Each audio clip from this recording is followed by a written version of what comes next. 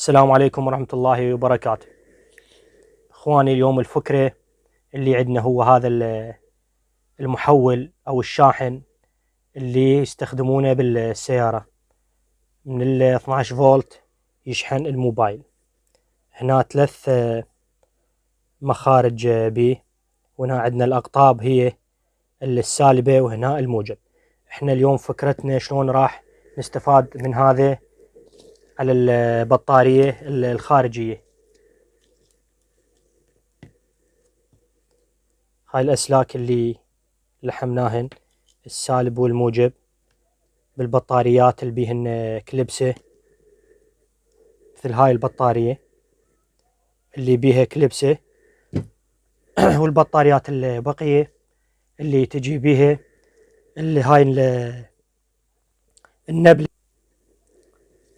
هاي النبلة اللي تجي ببعض البطاريات وتركب بهالطريقة. احنا راح نستفاد من هذا هاي القطعة بقوا وراح نلحمها ونرجع لكم.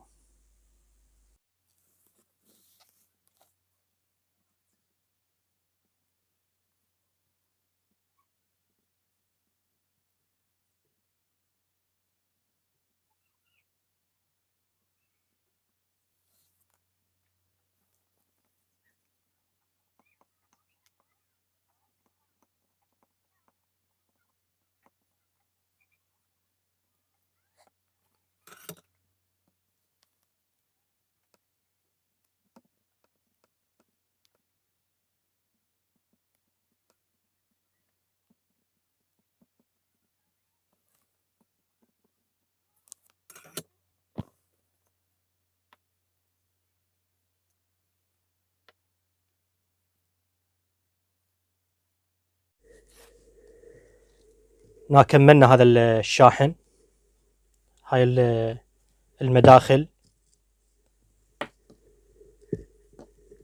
بهاي الطريقة. بعد ما نحتاج لهذا الشاحن والأسعار مالته الغالية نستخدم الوصلة فقط. إذا عندنا مصدر 12 فولت نقدر نشغل بيه ونشحن بهاي الطريقة.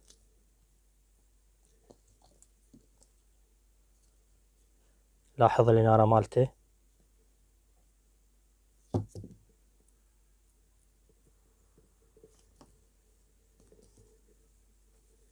هسه نشحن الموبايل.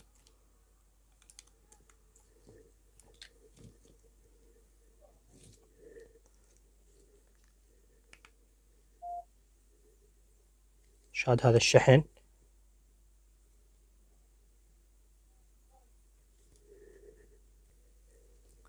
إذا متوفرة هاي البطارية اللي مسوينها من الليثيوم بهذا الطرف،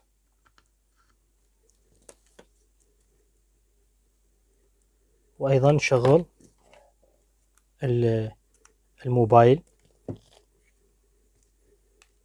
بهاي الطريقة.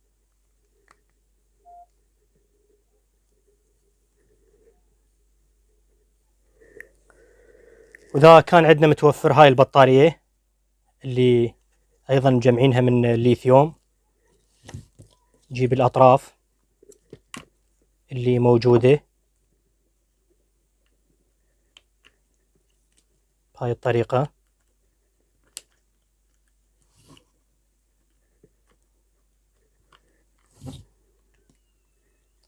ونبدي نشحن الموبايل.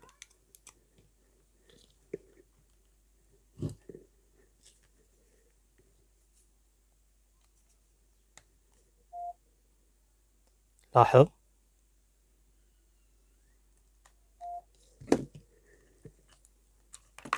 فكرة جدا ممتازة وجدا مفيدة بجميع المجالات. عندنا انقطاع التيار تشحن الموبايل، وكان الموبايل من هاي النوع النوكيا أو الجالكسي. وشكرا لكم.